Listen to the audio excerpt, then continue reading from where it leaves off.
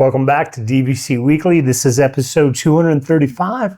My name is Jason Erpelding. I'm the broker of Buy and Sell DVC. I'm here with Scott Ferrioli. I'm the owner of DVC-Rental.com. Remember the dash to save the cash, as well as buyandsell.dvc.com. And today is August 6, 2025. So if you're coming to Orlando soon, be advised Orange County kids will be going back to school very shortly.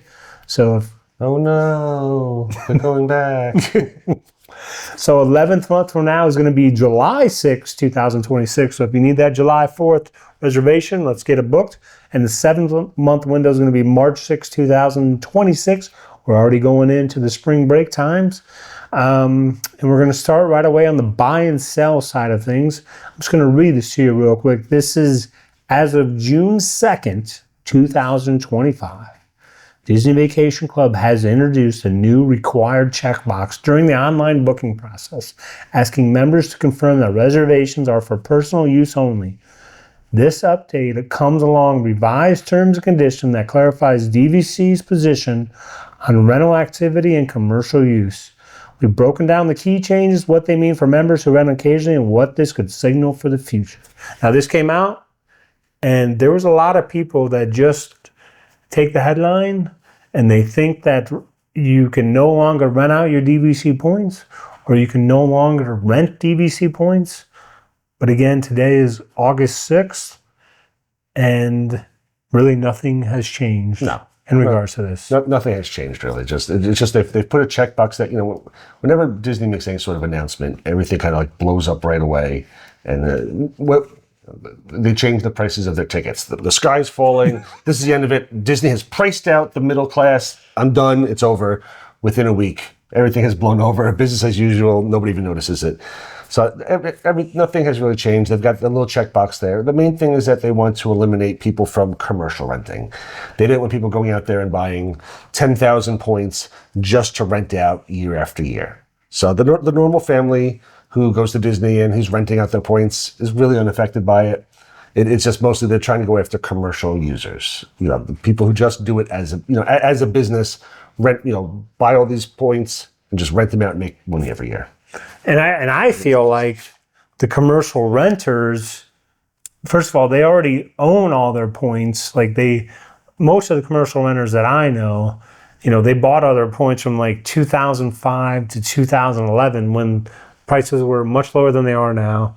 Dues were much lower than they are now. And yeah, there are some people that own, 10,000 points, and they've rented out their points. Now, I don't deal with them. I don't know, how this affects them. But, like I have here, yes, renting is still allowed. The key distinction is intent and frequency. Renting occasionally due to scheduled changes, illness, or financial need, that's permitted. It says regular or repeated rentals solely to generate profit, potentially commercial, and now more clearly subject to enforcement. So nobody knows how Disney's what they're going to do going forward. I mean, so what happens if you own a 100-point contract and you just rent out 100 points, on one rental? I mean, that's 100% of your points were used as a rental that year. Like, I can't imagine, I don't think Disney's going to bother. That'd be insane. It's mostly commercial stuff. But I think it's mostly a scare tactic. And also, I think it's to help appease people who are complaining. A lot of people are complaining that these people would go out who had 5,000 points, 10,000 points, and all they would do is book 100 reservations, all the prime reservations everybody wants, just to sell it and make money on it. So I think this was Disney's way to try to appease that. Because, anybody can make a case that, say you rent out 3/4 of your stay. Like, because, you're, in the bylaws, I believe, they've always said that it allows you to rent out your points up to 19 times per year. So as long as you stay under that, you should be okay. And I have rentals on my own personal points as well, and we live right by Disney.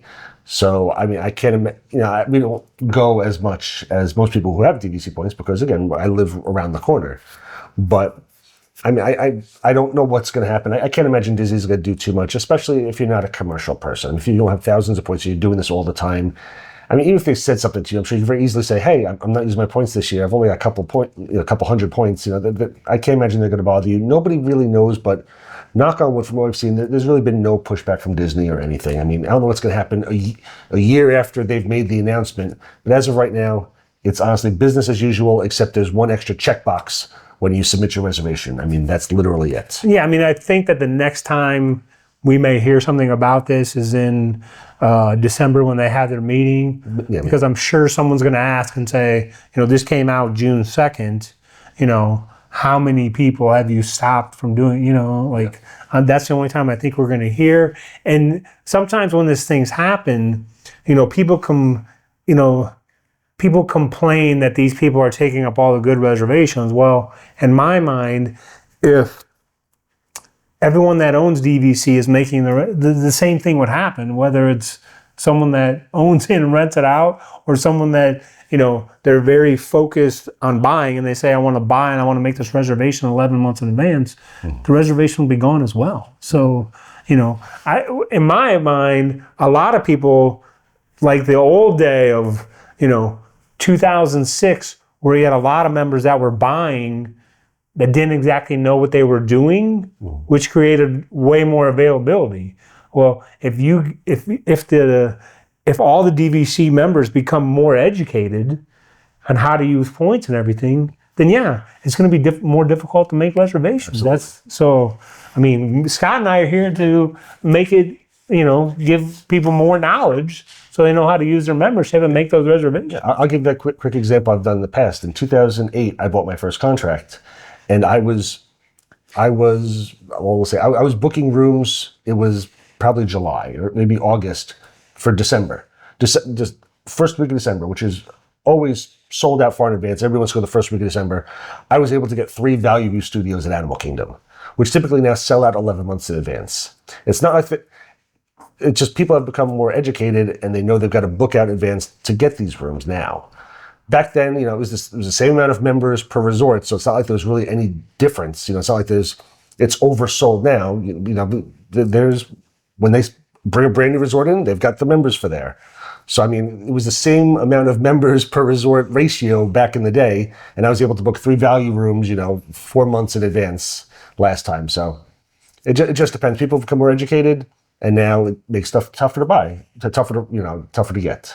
But it's like a gym. Like a gym sells memberships knowing that X amount of people will never come back in the gym. Mm-hmm. So then if they sell memberships to people who are always going to go to the gym, and then people are like, this place is always packed, it's the same, you know what I mean? It's the same thing. It's because you actually have members that are going to commit to going to the gym. So, and now, of course, I'm not saying that when it was $65 a point, people just scoffed and said, that's nothing. It was something.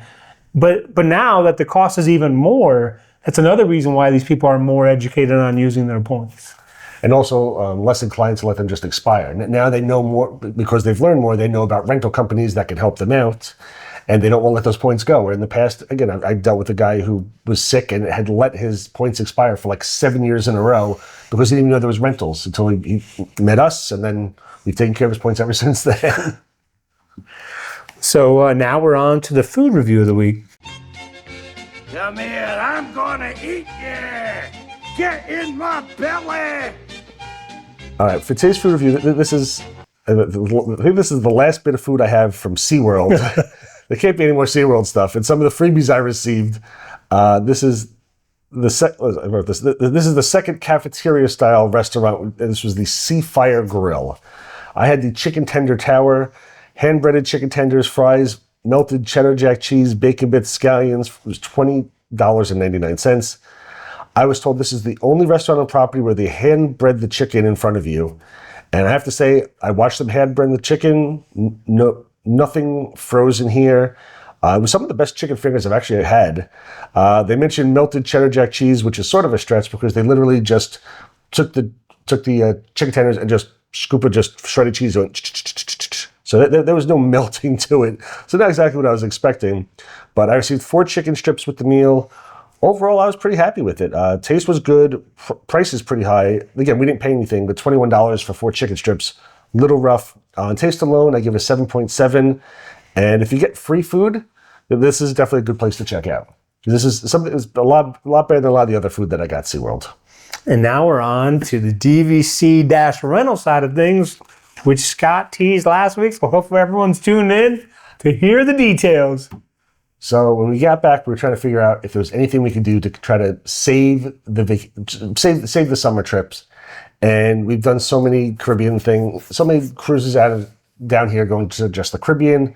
A lot of them were just 4-night cruises, and they're all really, really expensive. So I suggested to my wife, because we had thought about it in the past, what about an Alaskan cruise? So that's what we did. I just got back literally 2 days ago from an Alaskan cruise as I'm recording this. We went on Quantum of the Seas, Royal Caribbean. It was Seattle, then we were at sea, then Sitka, Skagway, Juneau, at sea, Victoria, British Columbia, and then back at sea. So I got a lot of things written down. I'll go through them quickly. First stop we had was at Sitka. Took a bus to a downtown area, very small feel. They took us to, a lot of Alaska was Russian territory back in the day. So checked out a Russian Christmas store. They also had visited their Russian Orthodox church from the 1700s, which was really, really cool. Hopped on a bus. They took us to a small theater where they had Russian performers doing different type of dances. Some American, but mostly Russian dancing. This could have absolutely been skipped. It was a bit of a waste. It was kind of funny watching them do these old Russian dances. It was slow, very amateurish. Then they took us on a bus to the raptor encounter, which was pretty cool. And no matter how hard I wished at this raptor encounter, there were no dinosaurs there, just birds of prey. Can we get a idea of the temperature this day? Every day in Alaska was about 55 degrees. And we're talking Fahrenheit here. This is Fahrenheit. 55 degrees. No rain in Sitka, so the actual weather was very nice. So 55 was very, very pleasant, sunny, no humidity, very enjoyable. Okay. But this place is where they rehabilitate a lot of like eagles and falcons and owls and stuff, and that was kind of cool.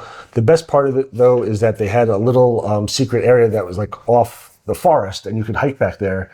And just, my family and I just took a little hike. It's just, a little path that they have. And it goes down to like a beach, and there's like a waterfall area. It was really, really beautiful back there. Just a quick, literally 5-8 minute hike down there. Enjoyed the waterfall, took some pictures, and came back. So that was very nice. Best part of the trip. Next stop was in Skagway. We did an excursion where they took us a bus up through Skagway and then up into the Yukon territory up in Canada, where they originally had the Yukon Gold Rush. That was really cool. Beautiful, beautiful. The ride was absolutely gorgeous. Mountains, waterfalls. You're going past all these lakes with these mountains, and mind you, it's the middle of summer, and there's snow on top of them all.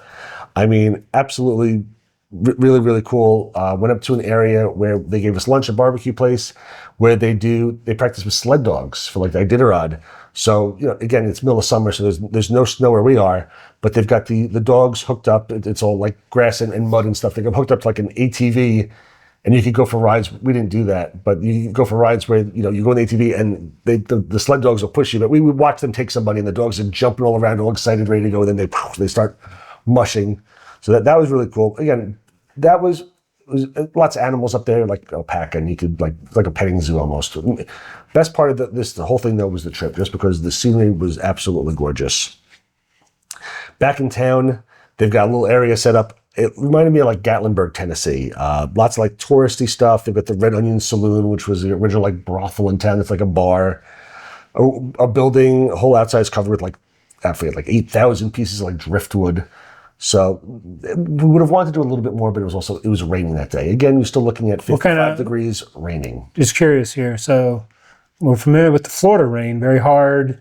What's Alaska? This was lighter, but it was a lot chillier. Okay. It was definitely chillier. One of the main things you have to worry about in Alaska is the wind, and we never really experienced the bad wind. Like a couple weeks before we went, we saw some videos that it was like 55 degrees, raining, and the wind was blowing 60 miles an hour, and the people like taking pictures, and it's just blowing them back, and the hair is like flying behind them. They're just trying to get photos. We didn't experience any wind, which was nice. That'd be brutal. Yes. Then we were Juneau, Alaska, which was the big one I was waiting for. Mendenhall Glacier and whale watching combination. So took a bus to the Mendenhall Glacier. essentially it's like a national park. You walk in, you can see the glacier in the distance. You can walk over to it. This day was raining. Juneau gets a lot more rain than everywhere else, and Juneau's also the coldest. So I think when we went, it was about 48 degrees. So we're more bundled up for Juneau.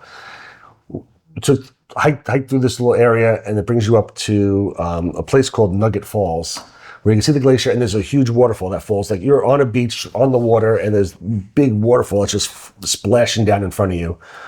Really, really cool, but a lot of times with the mountains, it gets a lot of fog too. So we got up there, we should have been right by the glacier, couldn't even see it because there was just so much fog. Walked back to the buses, and once we got back to the buses, you can see the glacier again. So we got some really nice pictures of the glacier. It's a really, really beautiful colors on it. And then they brought us over to whale watching, went on a boat. Okay, well, I need to know details. Size of the boat? How many passengers? 40? 40. What was it? 45? No, not the ship. This is the whale watching boat. I'd say 40, 50 passengers on the ship. Okay. One Maybe level? 60, 2 levels. 2 levels. All metal boat had 4 300 horsepower engines on it. So it was 1,200 horsepower. Thing could move. Was there a lot of... Not a lot of waves. Okay, so not a lot of wake? Not bad at all. Okay. No. And you're moving or sitting still? You fly out. We drove for, I don't know, 15 minutes out there. Essentially, they're calling and saying, hey, where are the whales? And because all these people do whale watching. So, you pull up to an area that's already got 5 boats around it, waiting for the whales to come up. I mean, a little underwhelming because you see when you watch stuff on TV or advertisements, you see the whales breaching, coming out. That's not what you get. Because they're feeding, there's not much jumping at all. They come down to Alaska and they just feed, and then they go, once it gets too cold there, they go up to Hawaii, and that's their mating season, and that's where they're really jumping and really showing off everything. But you see the whales come up, and you see them blow this blowhole, and they see their tails. It was a really, really cool experience. We saw 2 different whales, a couple different times just coming up. So how deep do you think the water was there? That I don't know how deep the water was. And was it like a motion sickness warning on this one, or? No, this was not bad at all. Okay, so nobody got seasick? No, nobody on your ship? Nobody on the ship got seasick. There was not much rocking at all. Okay. I was worried about that because the Alaska waters can be a little more rough. There was no rock. I mean, very, very small rocking. I mean, yeah. So nothing at all.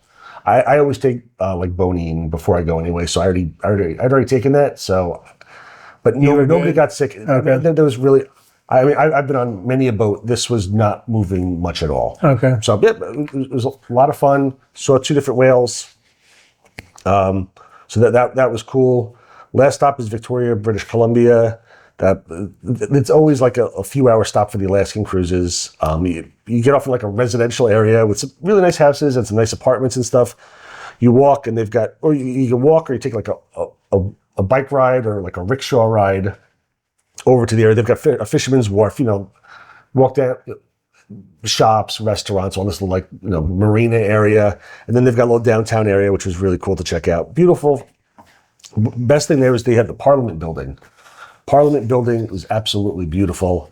Nice hotels there. Then we walked around there, and then we took a bike ride back, and the tour guide showed us around, taking us to the area for about 2 miles back to the ship, showing us different residential areas, really nice houses and stuff. Not a big excursion place, but it seems that's where many cruise lines have to go, because many of them are required to have an international stop on their stay. So if you just go up to Alaska, nothing international. So they have to stop at Canada just so it can get the international tag or whatever. I mean, avoid taxes. I'm not sure the exact logistics of it, but they have to stop. Something to do with money, I'm sure. Something to do with money. They have to stop somewhere international, so they all stop in Victoria, British Columbia. Again, not much going on there, but I mean, considering it's a residential area, to have this hopping little fisherman's wharf in this downtown area, it was really, really nice. It was like a nice neighborhood you'd want to live in. That's got some cool activities, a mile away, drive your bike, and just cool stuff. It was a nice neighborhood, but no excursions, nothing big at all. Like the ship really doesn't offer much excursions at all. I mean, it's like, you can go and stop at 5 different restaurants and stuff like that. There's not much walking tours. There's nothing going on, but again, beautiful area. So would you say Alaska trip, would you say people should have it on their list of definitely do it once? I think so, yes. Okay. Absolutely that day. And would you say it's one and done, or would you Could you see yourself We going? didn't do the inside passage on this one. There's two different routes that they take, and most people want to do the inside passage. That gets you to see like Ketchikan and a couple different places that are possibly a little better than the one we took. We took this one because everything was booked solid, and we found this cruise, and there was literally one room left, and it was like super, super cheap for whatever reason. And we were able to grab this room, and it was absolutely wonderful and worth it. I may want to do the inside passage as well. Okay, wait. So this was the outside passage that you Yes. did? Okay. Yeah, the inside passage. This is Seattle. Seattle takes the outside passage. The inside passage, I believe, you have to go into either Alaska or fly into Vancouver. Okay. And I forget, this name of the ship was, This was the Royal Caribbean's Quantum of the Sea. is this similar to the ships that you're on when you do the Caribbean? Yes. Okay. Yeah, this is actually, they said this was the largest ship that they allow in Alaska. So it's a nice size ship. A lot of the smaller ships go through Alaska, and to go through the inside passage, you need a smaller ship. But like nobody uses the pool because you're in Alaska, right? Or There are people using the pool, but on the Quantum of the Seas, do they have the surfing thing too? they have a flow rider as well, an iFly where you can actually skydive. Inside, they have, normally like the basketball courts, pickleball courts, or like courts like outside, indoors, and also they do have bumper cars. So for like 2 hours a day, they'll like kick everybody out, and then they'll do bumper cars. Which Your kids do that? No, they did not. They did not. But the ship also has an outside pool, then they have a whole inside pool area, and then behind that they have the inside solarium, which is for adults only, that has pools and jacuzzis and stuff as well. So they have like 2 indoor pool jacuzzi areas. So this ship is more built for colder climates. Gotcha. And the time difference on this was? Seattle was 3 hours. Alaska was 1 more, so 4 hours behind the U.S. Okay, so behind Eastern time. So was your body clock messed up originally, or did it? A little bit. I was planning on our trip back. I was expecting that we were supposed to get in a little after midnight. I'd just go to sleep and be fine the next day.